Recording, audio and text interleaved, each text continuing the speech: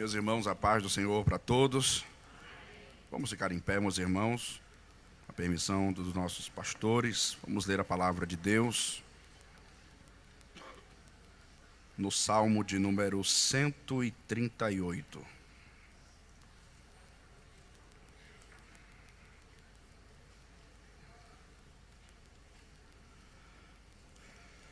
Salmo de número 138. Enquanto os irmãos estão procurando, eu aproveito para agradecer a Deus por estarmos aqui nesta noite com a igreja, com os irmãos, com o ministério da Casa do Senhor, e agradecendo também ao nosso pastor presidente, os nossos pastores, pastor de Moraes, pastor Paulo Filho, por essa oportunidade e confiança de trazermos uma palavra nesta noite. Salmo de número 138, a partir do versículo 1, os irmãos encontraram, podem dizer amém? Amém. Eu te louvarei, Senhor, de todo o meu coração. Na presença dos deuses a ti cantarei louvores. Inclinar-me-ei para o teu santo templo e louvarei o teu nome, pela tua benignidade e pela tua verdade, pois engrandecestes a tua palavra acima de todo o teu nome. No dia em que eu clamei, me escutastes, alentaste-me, fortalecendo a minha alma. Todos os reis da terra te louvarão, ó Senhor, quando ouvirem as palavras da tua boca, e cantarão os caminhos do Senhor, pois grande é a glória do Senhor. Ainda que o Senhor é excelso, atenta para o humilde, mas ao soberbo conhece-o de longe. Andando eu no meio da angústia, tu me revivificarás. Estenderás a mão contra a ira dos meus inimigos, e a tua destra me salvará. O Senhor aperfeiçoará o que me concerne. A tua benignidade, ó Senhor, é para sempre. Não desampares as obras das tuas mãos. Podem sentar, meus irmãos. Esse salmo, hoje me veio à mente este salmo, e eu compartilhei esse texto, o primeiro versículo, na rede social hoje à tarde, quando estava meditando na palavra de Deus, e eu dizia naquela publicação que esse salmo, é impossível ler este salmo e não me recordar de uma bela canção que inclusive o pastor Josué cantou há pouco tempo. E essa canção me faz lembrar muito o saudoso pastor Zito, ali em Maranguapium, pois sempre gostava de cantar esse hino. Eu te louvarei, Senhor, de todo o meu coração. Na presença dos deuses a ti cantarei louvores. E com base neste texto, criaram esta música para esta própria letra. Eu te louvarei, Senhor, de todo o meu coração. Eu te louvarei, Senhor, de todo o meu coração. Na presença dos deuses a ti cantarei louvores.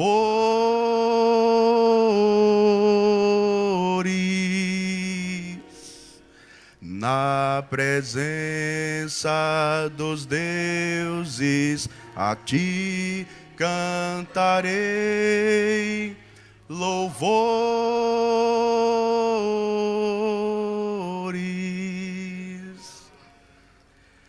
É impossível ler este salmo e não lembrar desta música. É impossível. Alguns dias atrás, eu vou pedir permissão ao pastor para tirar isso aqui. Alguns dias atrás, eu estava estudando este texto e quando o pastor me ligava ontem, foi o texto que o Senhor me lembrou para compartilhar com a igreja uma palavra nesta noite.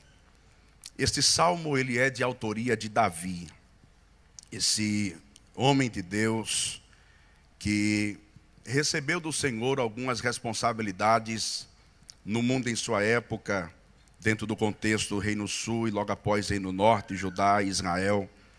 Davi recebeu de Deus algumas incumbências para atuar dentro do povo de Deus, como rei, como homem de Deus, como guerreiro, como pastor.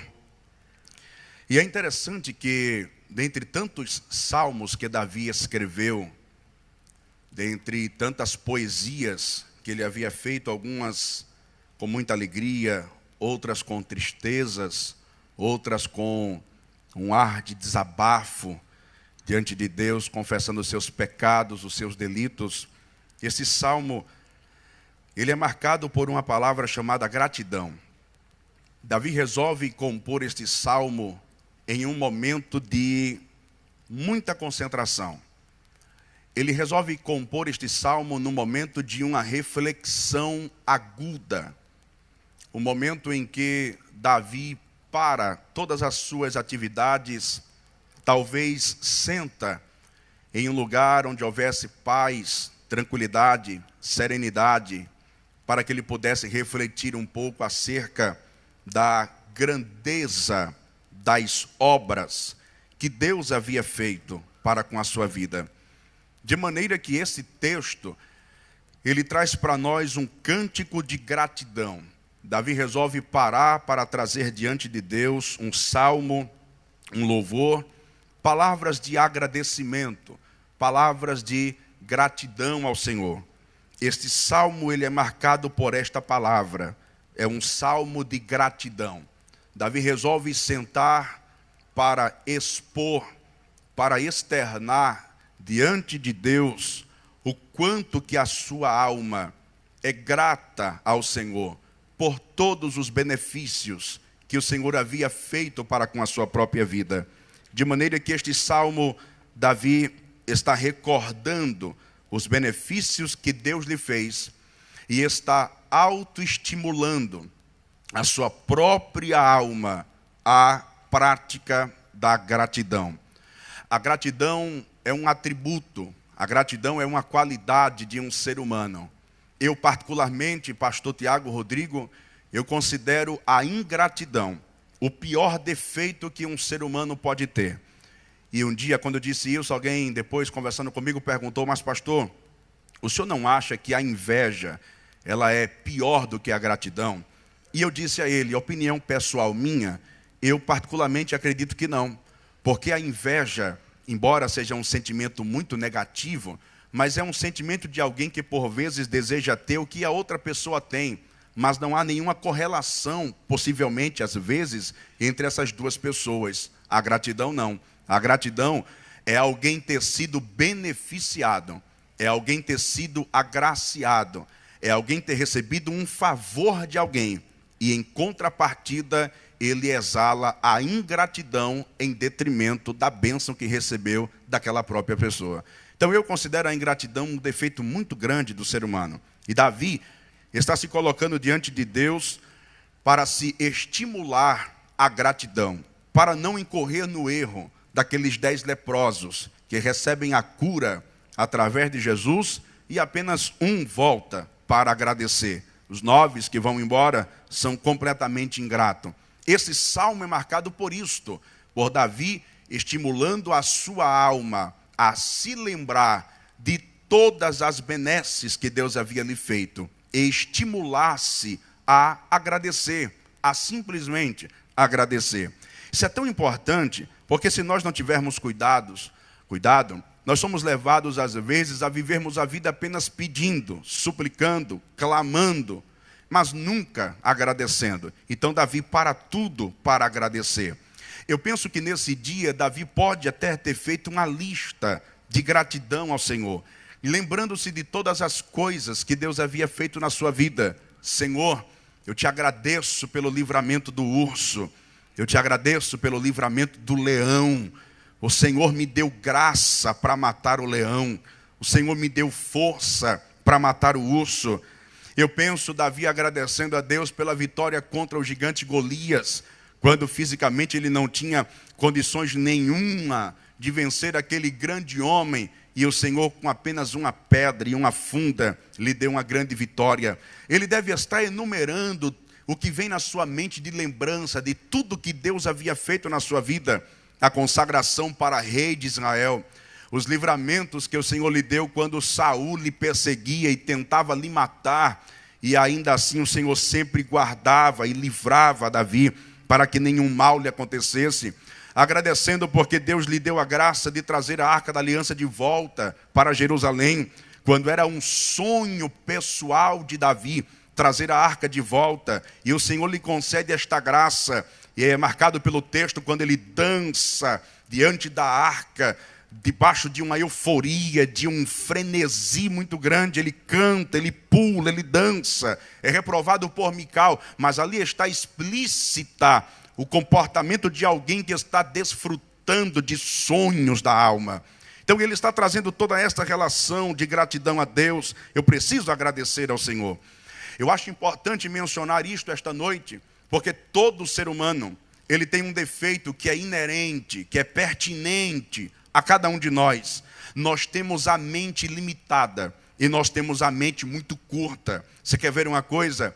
É fácil nós nos esquecermos das coisas que Deus faz na nossa vida. É simples. Você olha para um problema que está enfrentando hoje, para uma dificuldade que está enfrentando hoje, e alguns, quando olham para o tamanho do problema, se sentem como gafanhotos, como diz o texto em Números, aos olhos da dificuldade. Nós somos como gafanhotos, pequenos, limitados, fragilizados. Essa veio para acabar com a gente.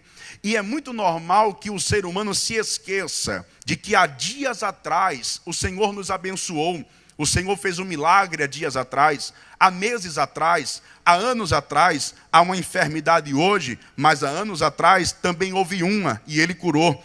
Há uma porta fechada hoje, mas há anos atrás também houve uma e no tempo certo Ele abriu. Houve um descontentamento, uma desilusão há tempos atrás, mas Ele resolveu. Mas os problemas do presente parece que sucumbem à nossa mente, ao ponto da gente não se lembrar do que Deus fez no passado. Isso é tão interessante e é tão importante mencionar acerca de gratidão, para que não haja o esquecimento de tudo quanto Deus fez na nossa vida, que o povo de Israel é um povo que mais pode ser marcado como aquele que é portador de uma mente curta. Imagine você que estivesse presente entre os quase 2 milhões de pessoas que saíram do Egito e estão com vistas a Canaã, mas há um obstáculo enorme, intransponível, o Mar Vermelho diante dos seus olhos. Imagine que você, pessoalmente, estivesse lá naquele dia e você visse a olho nu o mar se abrindo e você, pessoalmente, passasse a pé enxuto o Mar Vermelho e na metade do caminho você visse Deus fechando o mar, matando a Faraó, cavalos e cavaleiros, e você, pessoalmente, chegar do outro lado, cantar o hino de vitória. Eu perguntaria para a igreja aqui esta noite, se você estivesse lá naquele dia, com quanto tempo você acha que a visão daquele milagre apagaria da sua mente? Quanto tempo? Quantas semanas? Quantos dias? Ou quantos meses? Talvez, se tivéssemos oportunidade, alguém poderia dizer assim: pastor, se eu tivesse lá, pessoalmente, e eu pisasse na areia, no meio do mar, e eu olhasse para a direita e para a esquerda, e eu visse paredes de água, que até hoje não houve um engenheiro da construção civil que conseguisse achar a argamassa que segurou aquela parede, pastor, era milagre para eu passar o resto da vida e não me esquecer.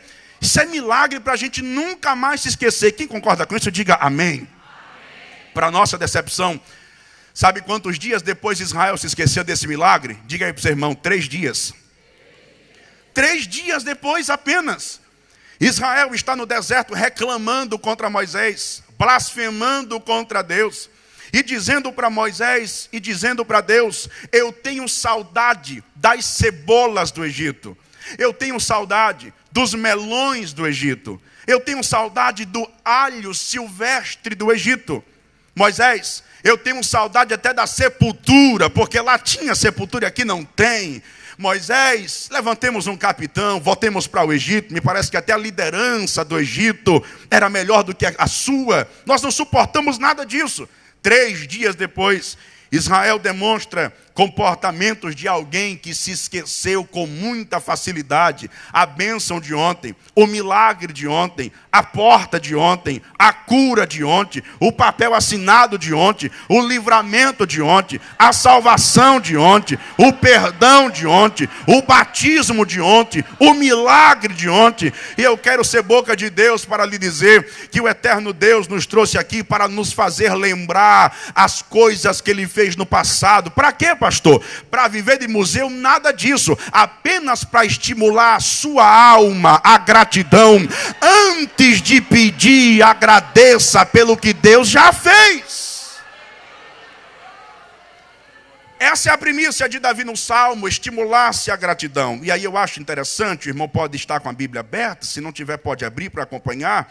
O versículo 1 deste Salmo, ele diz assim, eu te louvarei, Senhor, de todo o meu coração. Na presença dos deuses a ti cantarei louvores. Olha para cá, por favor. Estimulando-se a gratidão, Davi menciona nesse salmo, eu te louvarei, Senhor, de todo o meu coração. Estão explícito no texto essas duas palavras relevantes. Te louvarei, a ação dos lábios de cantar, de elogiar, de salmodiar ao Senhor. E logo após ele diz, de todo o meu coração, as motivações do meu canto, as intenções do meu louvor, a minha sinceridade para com Deus. Davi está dizendo, Senhor, uma vez que eu me estimulo à gratidão, uma vez que eu trago à minha mente a lembrança de todas as bênçãos que o Senhor fez na minha vida, resta-me verbalizar através de canto, através de louvor, através de exaltação, a sensibilidade do meu coração, as motivações da minha alma. Faz-me lembrar o Salmo de número 126 e o versículo de número 3, quando o texto diz, grandes coisas fez o Senhor por nós, e por isso nós estamos alegres. Há inúmeros textos na Bíblia Sagrada, há inúmeros cânticos na Bíblia Sagrada, que foram resultados de uma bênção alcançada. Louvores que vieram da alma, depois que alguém foi abençoado por Deus, pela intervenção divina, e proporcionou um milagre para uma pessoa. Por exemplo, no primeiro livro do profeta Samuel, no capítulo 2, nos versículos 4, 6 e 8, há um registro do canto de Ana, quando ela recebe a bênção de Deus, o menino Samuel. E o texto diz, então orou Ana e disse, o meu coração exulta ao Senhor, o meu poder está exaltado no Senhor. A minha boca se dilatou sobre os meus inimigos, porquanto me alegro na tua salvação. E aí o texto que todo mundo gosta, o arco dos fortes foi quebrado, e os que tropeçavam foram cingidos de força. O Senhor é o que tira a vida e a dá, faz descer a sepultura e faz tornar a subir dela. O Senhor empobrece, o Senhor enriquece, abate, também exalta, levanta o pobre do pó, e desde o monturo ergue o necessitado, para o fazer assentar entre os príncipes, para o fazer herdar o trono da sua glória. É exatamente isso o que Davi está fazendo. Ele está verbalizando um canto de gratidão por recordar as bênçãos que Deus lhe entregara no passado da sua vida. Mas permita-me lhe dizer algumas coisas importantes dentro desse texto. Davi continua o salmo dizendo: na presença dos deuses, a ti cantarei louvores. Olha para cá, por favor. Alguns pensamentos em relação a esse texto, a quem Davi está se reportando quando ele menciona na presença dos deuses a ti cantarei louvores. Se o irmão percebe bem, na sua Bíblia Sagrada, o nome ou a palavra deuses está em D minúsculo e no plural. Por qual razão, pastor? Em primeiro lugar, porque não se reporta ao nosso Deus, que é com D minúsculo, Jeová é o seu nome. Davi está se reportando a divindades pagões da época, aos deuses pagões da época. Há uma linha teológica que vai defender que Davi está mencionando, quando ele fala na presença dos deuses, a presença dos titãs da época, que eram os imperadores, os reis das grandes nações, que eram chamados de titãs, que significava ou representava um semideus, metade homem, metade Deus. Há uma coerência de que Davi esteja dizendo: quando eu me lembrar dos milagres de ontem, eu não vou cantar trancado no quarto, eu não vou louvar escondido em casa, eu não vou cantar acabunhado dentro do meu teto para ninguém me enxergar, não. Eu vou cantar na presença dos deuses. Como assim, pastor? É como se Davi estivesse mencionando mais ou menos assim: quando a minha alma se lembra dos milagres de ontem, eu não consigo suportar cantar escondido. Eu tenho que convocar todos os titãs da era. Eu tenho que chamar todos os imperadores da época. Eu tenho que chamar todos os semideuses das nações da época. E cada semideus se auto-intitulavam como um deus e representavam também a outras divindades daquela nação. Por exemplo, eu tento imaginar, se pudéssemos destrinchar melhor o texto, Davi dizendo exatamente assim: quando a minha alma se lembrar do milagre de ontem, eu não vou cantar escondido, eu vou mandar chamar toda esta cambada de gente que acha que é Deus. E aí, Davi, pode chamar Faraó do Egito, pode chamar Dagon dos filisteus, pode chamar Inanna da Babilônia, pode chamar Azur da Síria, pode chamar Afrodite se tivesse Grécia, se tivesse Roma, chama Vênus aqui também. Por quê? Porque eu quero dizer a toda esta cambada que eles não são Deus coisa nenhuma. Quem é Deus é Jeová, quem é poderoso é Jeová, e para sempre seja louvado o nome de Adonai. Diga aí assim para o seu irmão: cante na presença de todos. Que coisa interessante, Davi está se colocando como arauto de Deus. Chamem a todos. Por quê? Porque eu quero mostrar que não há outro tão grande como o meu Deus, que não há outro tão poderoso como o meu Deus, que Ele é antes de todas as coisas, e que operando Ele não tem diabo que impeça, que operando Ele não tem Faraó, não tem Rio Nilo, não tem Dagon, não tem Astarote, não tem Azera, não tem Moloque, não tem Morduque, não tem Vênus, não tem Afrodite, não tem nada. Ele é poderoso, imutável, implacável, e toda a glória seja o seu nome. Quem pode levantar a mão e dar glórias a esse Deus? Na presença dos deuses a ti cantarei louvores. Eu vou cantar para o ímpio ouvir, eu vou cantar para o ímpio saber, eu vou pregar para ouvirem a palavra da verdade, para que saibam que tu, Senhor, és Deus acima de todas as coisas. Aleluia. Agora olha o que ele diz no versículo de número 2. Davi continua a sequência do salmo da gratidão. A minha alma se lembra do benefício de ontem, e eu resolvo cantar na presença de todos os homens da terra, a começar dos deuses que se acham Deus. E no versículo 2, ele diz assim: inclinar-me-ei para o teu santo templo, e louvarei o teu nome, pela tua misericórdia. Repete comigo, misericórdia. Diga assim, e verdade. Aí ele diz assim: louvarei pela tua benignidade, pela tua verdade, pois engrandecestes a tua palavra acima do teu nome. Diga comigo, por favor, misericórdia e verdade. Davi está explicitando as razões pela qual o seu louvor tem origem.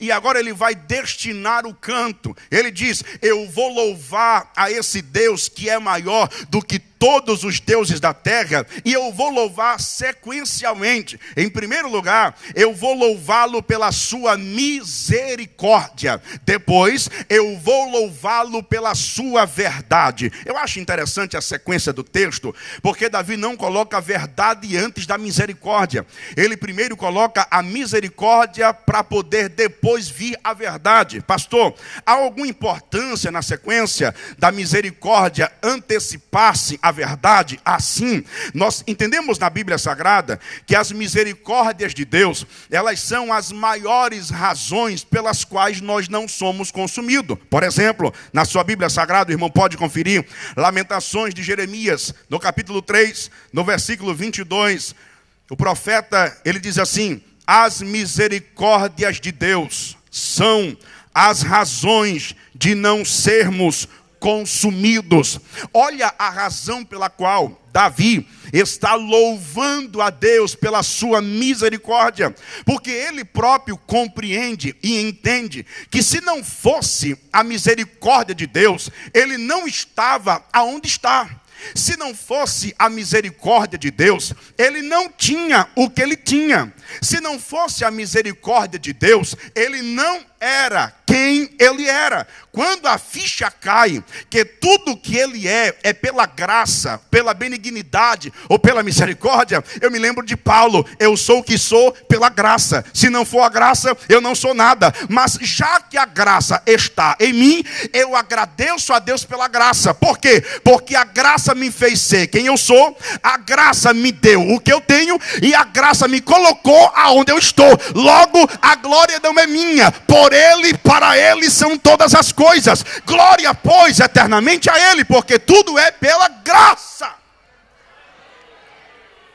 Meu irmão, não é por méritos humanos, não é por conquistas humanas, é pela graça, é pela misericórdia. Ele entende isso e ele vai agradecer a Deus, porque por mais talentos que o homem tenha, por mais envergadura que o homem tenha, por mais anéis de formatura que o homem tenha, e tudo isso é muito bom, nada substitui a graça. Se não for a graça, todas as nossas obras são como trapos rasgados e furados, porque tudo é mediante a graça de Deus para com a nossa vida. Talvez por esta razão, depois de entender a importância desta graça, Davi, ao compor o Salmo de número 23, célebre, um dos salmos mais proeminentes da Bíblia Sagrada, o Salmo do Pastor, ele escreve dizendo: o Senhor é o meu pastor, nada me faltará. Deitar-me faz em verdes pastos, guia-me mansamente às águas tranquilas, refrigera a minha alma, guia-me pelas veredas da justiça por amor do seu nome. Ainda que eu andasse pelo vale da sombra da morte, não temeria mal algum, porque tu estás comigo, a tua vara e o teu cajado me consolam. Preparas uma mesa perante mim na presença dos meus inimigos, unges a minha cabeça com óleo, o meu cálice transborda. E aí ele fecha o salmo com a palavra mais importante: certamente que a bondade e a misericórdia me seguirão todos os dias da minha vida, e habitarei na casa do Senhor para sempre. Você não vai ser arrancado daqui, porque a graça te alcança, a graça te sustenta, a graça abençoa a tua permanência nesse lugar. A graça de Deus é que nos sustenta. E Davi diz: a graça, a bondade, a misericórdia me seguirão todos os dias da minha vida. Há um termo chamado de seguir no hebraico, que ele significa mais ou menos assim. A palavra seguir no hebraico, ela traz um significado que diz exatamente assim: é como uma perseguição mediante uma captura. Você já percebeu? Um carro da polícia, quando vai correndo atrás do carro do ladrão, o carro do ladrão não respeita a lombada, passa por cima com tudo. Não respeita meio fio, passa por cima com tudo. Não respeita semáforo, pode estar vermelho, pode estar amarelo, pode estar verde, pode até estar apagado, ele vai passar do mesmo jeito. E é interessante que o carro da polícia, na proporção que o do ladrão não respeita e vai com tudo, o da polícia vai do mesmo jeito, senão não pega. Aí o termo seguir no hebraico, ela traz essa importância. Seguir como em uma captura, ou seja, eu não paro de correr enquanto não te alcançar. Está entendendo o que é graça? A graça é assim: aonde abundou o pecado, superabundou a graça. Não adianta correr, minha santa. Vai para a direita, a graça vai atrás. Vai para a esquerda, a graça vai atrás também. E se eu for nas profundezas do Tártaro mais profundo, a graça vai lá também. Te toma pela mão direita, te coloca sentado em região celestial e diz: abre a boca e canta. E diz que eu sou grande, poderoso, eterno, implacável, e que a graça restaurou a tua vida. Levante as tuas mãos e dê glória a Deus pela graça dele sobre a nossa alma. Graça de Deus. Ah, se não fosse a graça. E por isso Davi está dizendo: eu te louvarei pela misericórdia, pela benignidade, pela graça. Você deve se lembrar melhor do que eu, quando Abacuque, no capítulo 3 do livro que leva o seu nome, ele recebe uma visão de Deus. E a visão é de uma destruição completa. Na visão, Abacuque menciona: eu vi Deus vindo de Temã, e de onde Deus vinha, ele destruía completamente tudo. A terra estava sendo dizimada, carbonizada, destruída por completo. Abacuque entende que a destruição de Deus era uma ira implacável. Não havia oração que Deus cessasse a sua ira. Quando Abacuque entende esse viés de Deus, que mesmo que ele orasse, Deus iria destruir Judá do mesmo jeito, ele entende que não adianta orar, Deus vai destruir do mesmo jeito. Então o que é que ele faz? Ele vai parar de orar? Não vai. Ele vai orar do mesmo jeito. Mas Abacuque é tão sábio que na oração ele diz assim: Senhor, ouvi a tua palavra e temi, causou espanto na minha alma. Senhor, aviva a tua obra no meio dos anos, e no meio dos anos a notifica. E ele continua a oração dizendo: Deus, na ira, lembra-te da misericórdia. Por quê, pastor? Porque a ira de Deus, sem a misericórdia, ela destrói por completo. Então Abacuque, ele diz: Senhor, no momento da ira, pincela com a misericórdia, salva o remanescente fiel de Judá. Pastor, e Deus salvou? Salvou. Como é que o Senhor prova? A tua vida é a maior prova que ele guardou o remanescente fiel. Por quê? Porque Jesus é leão da tribo de Judá. A misericórdia de Deus alcançou a nossa vida. Levante a sua mão para o céu, por favor. Dá um toque aí no irmão e diga assim para ele: você é resultado da graça de Deus.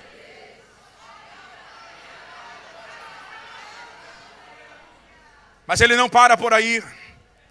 Pela tua benignidade, pela tua verdade.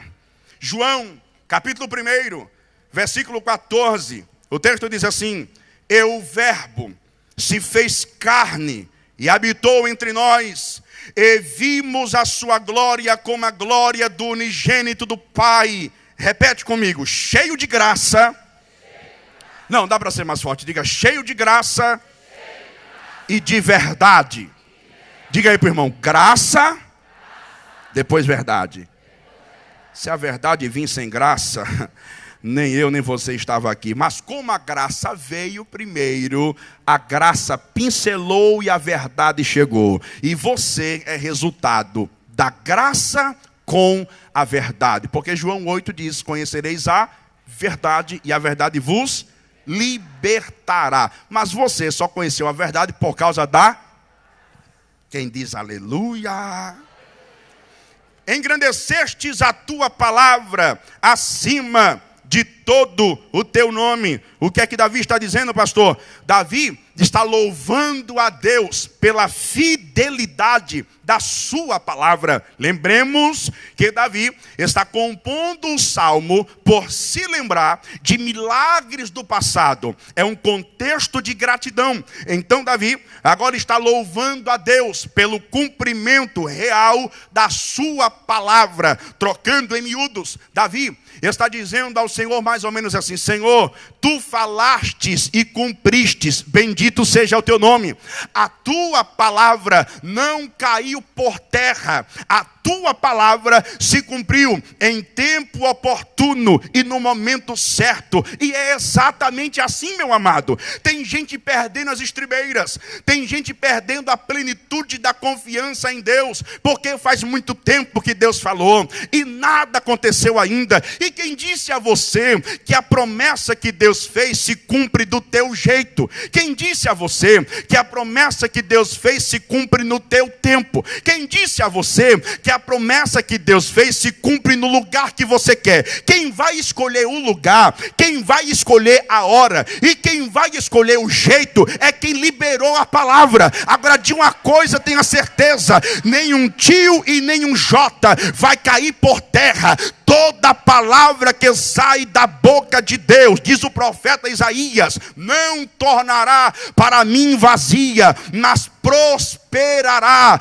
para aquilo pela qual ela foi designada. O que é isso, pastor? Se Deus falou, está falado. Se Deus prometeu, é promessa eterna. Se Ele falou, é prego batido, é ponta virada. Mas vivemos em um tempo de muita falta de credibilidade. Pessoas que falam e não cumprem, pessoas que prometem e não realizam. Mas Jeová, minha santa, não é desse jeito. Se Ele falou, está falado, e no tempo dele a promessa vai vir à tona, e envergonhado e confundido serão todos aqueles que se levantarem contra ti, tornar-se-ão em nada. Por esta razão, ao profeta Jeremias, no capítulo 1, o Senhor diz ao profeta: Jeremias, o que é que você está vendo? Senhor, eu vejo uma vara de amendoeira. Você está vendo bem, profeta. Por que, Senhor? Porque eu não sou homem para que minta, nem filho do homem para que se arrependa. Porque eu, Jeremias, estou dizendo que a palavra que eu falei, eu estou velando com a palavra que eu falei, e vai acontecer, vai se cumprir, vai chegar na hora certa. Que alguém queira que não queira, a palavra dele está de pé na sua vida. Davi está dizendo: Senhor, eu te louvo, pois engrandecestes a tua palavra. Ou seja, a tua palavra não caiu por terra. Ei, meu santo, deixa eu te dizer uma coisa: promessa de Deus não tem data de vencimento. Promessa de Deus não tem data de validade. Não, a promessa dele está de pé. E eu acho tão interessante que quando Deus quer fazer alguma coisa, ele não precisa de muito estardalhaço, de muito aparato para fazer o que ele quer. Você lembra de Mateus capítulo 8, quando o centurião está com o servo dele, na casa dele enfermo? Jesus, tem misericórdia, lá na minha casa o meu servo está doente, faz alguma coisa. Eu vou na tua casa agora, eu vou entrar na tua casa e vou resolver esse negócio. O centurião disse: quem sou eu, mestre de Israel, para receber o Senhor debaixo do meu teto? Eu não tenho dignidade, eu não tenho capacidade. Agora tem uma coisa: se o Senhor liberar uma palavra daqui, de lá ele já está curado. Não precisa muita coisa, é uma palavra aqui e o milagre acontece lá. Quem está entendendo já está recebendo. A palavra está saindo aqui e o milagre já está acontecendo lá. A palavra ministrada aqui e a porta se abrindo lá. Levante a mão, fecha a mão, toma posse. A palavra sai aqui e o milagre acontece lá. Glória a Deus. Uma palavra é suficiente. Eu te louvo, Senhor, pois engrandeceste a tua palavra. Versículo de número 3. Leia comigo, por favor. Diga assim: no dia... Não, dá para ser mais forte. Diga: no dia que eu clamei, o Senhor me ouviu, alentou a minha alma, fortaleceu a minha fé. Era aqui que eu queria chegar. Se não for incomodar você, se não for incomodar, né? Se não for escandalizar, diga assim para o seu irmão: antes de mudar as coisas,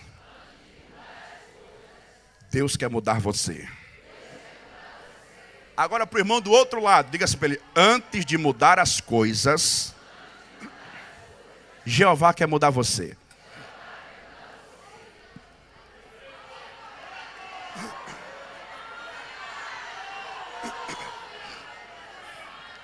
O nosso contexto é esse.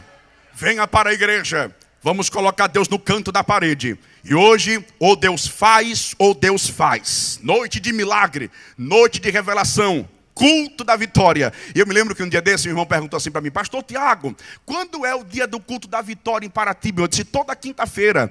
Toda quinta no culto de doutrina é o culto da vitória. Porque não tem vitória maior do que tu estando enxertado na alma da igreja. Diga aleluia.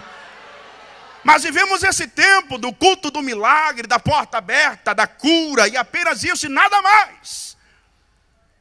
Nós oramos sempre para Deus mudar o cenário. Deus muda o cenário. Deus muda a circunstância. Deus mude a situação. Deus mude o que está acontecendo. É muito problema, é muita coisa, muito vendaval, muita turbulência, é muito embate, é muita perseguição, é muita pedrada, é muita coisa. Senhor, mude a situação porque eu não suporto mais. É assim ou não as orações? Imagine Deus se apresentando para nós aqui esta noite, dizendo assim: serva minha, meu servo, antes de mudar as coisas, eu quero mudar você. Como assim, pastor? Está com a Bíblia aberta? Versículo 3. É tão sutil que a gente às vezes nem percebe o texto. No dia em que eu clamei, tu me escutastes. Olha aí, pastor. Davi orou e Deus respondeu. Sim, mas qual foi a resposta? Alentaste-me e fortaleceste a minha alma. Segure a mão do irmão da direita e da esquerda e diga assim para ele: nem sempre a resposta de Deus é a que você quer. Você está orando para Deus lhe tirar da guerra. E Deus está respondendo: eu estou lhe dando força, é para você lutar. Você não entendeu, não? Você está orando para Deus mudar o cenário e lhe tirar da luta. Aí Deus está dizendo: eu estou dando fortaleza para a tua alma, para você lutar. Agora tem uma coisa: toda ferramenta preparada contra ti não prosperará. Te darei vitórias. Era marachanderama, canturaba, candarabada, chacarabahas. Coloque a sua mão no ombro do seu irmão, por favor. Seja a boca de Deus e diga assim para ele: a resposta de Deus para você aqui hoje é essa. Receba graça para suportar. Receba força para lutar. Você veio buscando uma coisa, mas o céu já está aberto para fortalecer a tua alma, para você não parar na caminhada. Levante as tuas mãos, abre a boca, manda glória para o Cordeiro de Deus que vai te fortalecer na crise.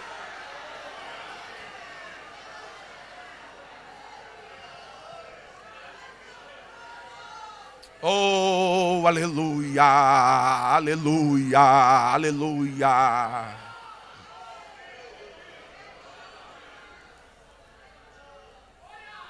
E há um perigo muito grande quando nós estamos orando e não temos sensibilidade para entender o que é a resposta. Porque às vezes a gente não quer aceitar que aquela é a resposta. É ou não é? Você está orando, não, Senhor, isso aqui não é... A gente não quer entender qual é a resposta. E às vezes a resposta é essa: eu não vou tirar você da luta agora não. Agora tem uma coisa, eu vou lhe dar graça, eu vou lhe dar força. E a plateia que está de camarote, olha aí, está descendo quente. A plateia que está de camarote, esperando a tua queda para aplaudir e tomar a Coca-Cola, vai morrer seco, mas não vai ver a tua queda, porque a igreja vai permanecer de pé, teu casamento vai permanecer de pé, a tua vida vai permanecer de pé, teu ministério vai permanecer de pé. Recebe graça, recebe força, Deus vai fortalecer a tua alma aqui nesse lugar.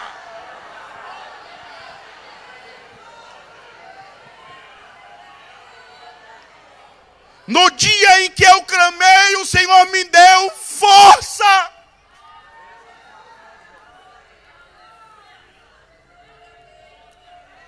Charles Spurgeon diz o seguinte.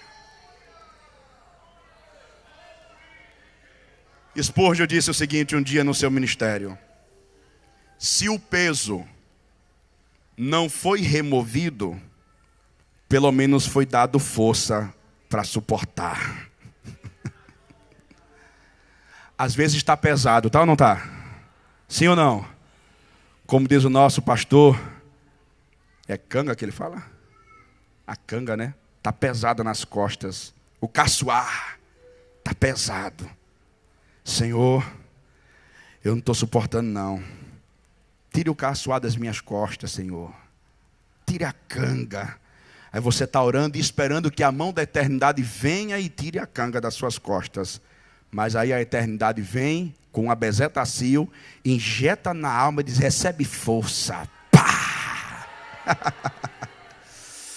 Mas você não vai parar na caminhada. Seja a boca de Deus para sua irmã. Diga para ela: recebe essa bezetacil aqui hoje na alma, rapaz. Tu não vai parar na caminhada. Tu não vai voltar. Grandes coisas fez o Senhor por nós. Levante as mãos, abre a boca. Recebe a energia na tua alma agora.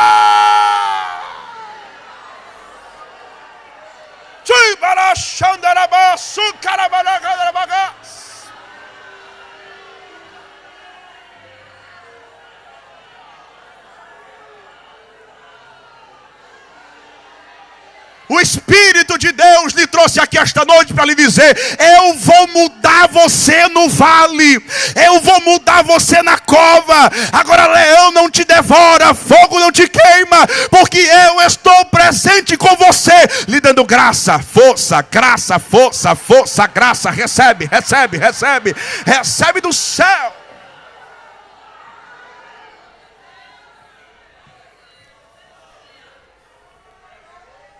Nem sempre a situação tem mais urgência de mudança do que a nossa própria vida. Às vezes Deus está usando a situação para mudar a gente nem percebe. Eu ouvi um dia um pastor dizendo, me parece que foi até aqui no Templo Central, e o pastor dizia assim: enquanto Saul perseguia Davi, Deus estava tratando com o Saul que havia dentro de Davi.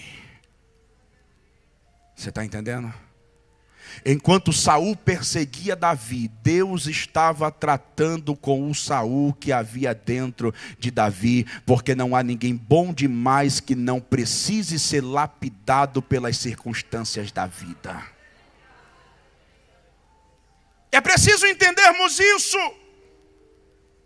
Provérbios capítulo 20, versículo 30, na versão judaica, o texto diz assim, 20 e 30 de Provérbios: os golpes e os ferimentos eliminam o mal. Sim, a surra limpa as profundezas do ser. Olha que texto. Os golpes e os ferimentos eliminam o mal. Sim, a surra limpa as profundezas do ser. Deus está usando a circunstância para mudar algumas coisas que precisam ser mudadas dentro de nós. Talvez por essa razão que Paulo, em Coríntios capítulo 12, ele ora incansavelmente para que Deus arranque o espinho da carne. E ele diz: o céu se abriu e eu entrei lá, não sei se no corpo, se fora do corpo. Eu vi coisas e ouvi coisas inefáveis que não compete falar aos homens. E para que eu não me exaltasse pelo tamanho da revelação que Deus me deu, Jeová colocou um espinho na carne para mudar o caráter de Paulo.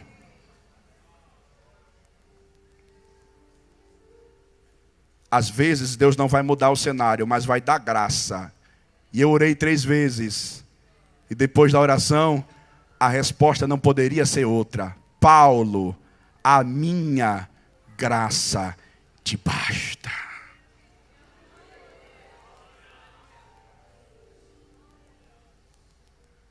Versículo de número 4, eu encerro.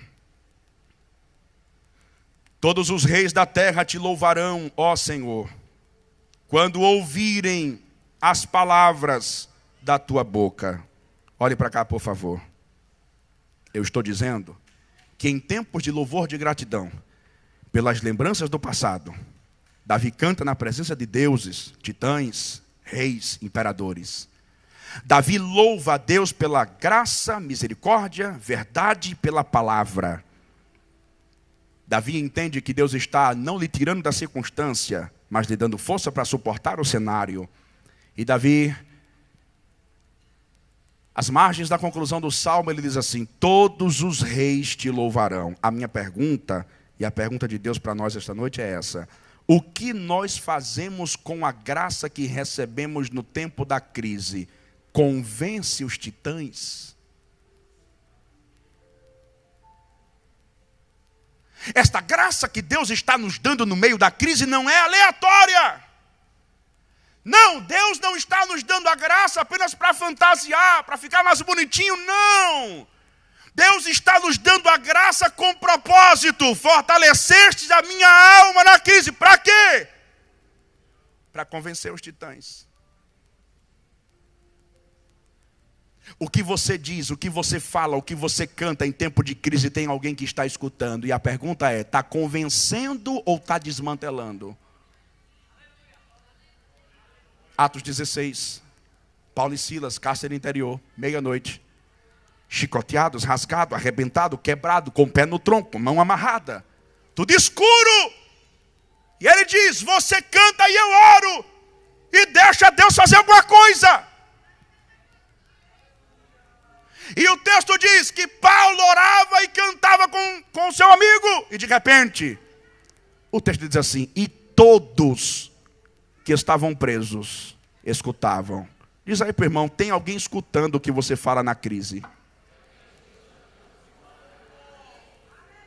Diga aí para o outro lado: tem alguém ouvindo o que você canta na crise? E o que você canta e o que você prega, está convencendo ou está destruindo?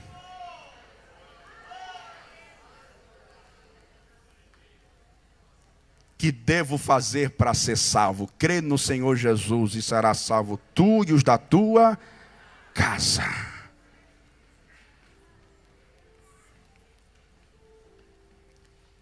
Daniel, na cova de leões, recebe força para suportar. Quando ele sai de lá, o rei é convencido de que o Deus dele é o Deus verdadeiro. Mesaque, Sadraque, Abednego são lançados na fornalha de fogo. Eles caminham dentro da fornalha e quando sai, o rei rasga o decreto antigo. Sabe o que é isso? A graça que Deus lhe dá na crise é para convencer quem está perto de você.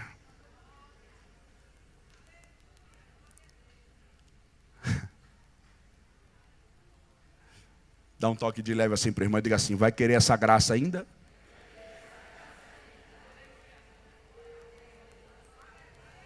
Eu te louvarei, Senhor, de todo meu coração. Cante.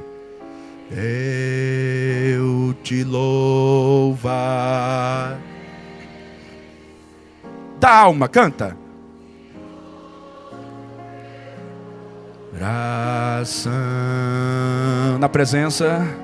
Na presença dos deuses a ti cantarei louvores.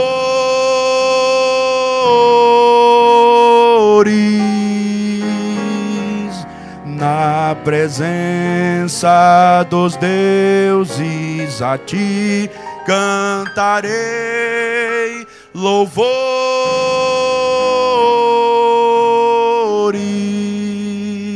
Cante mais uma vez, eu te louvarei. Eu te louvarei. A igreja. Louve do fundo da sua alma. Gratidão.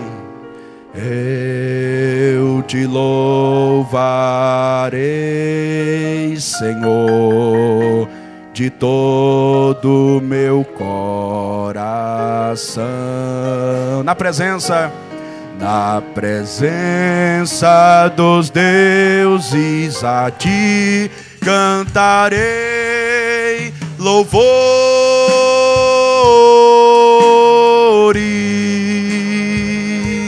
Na presença dos deuses a ti cantarei louvores.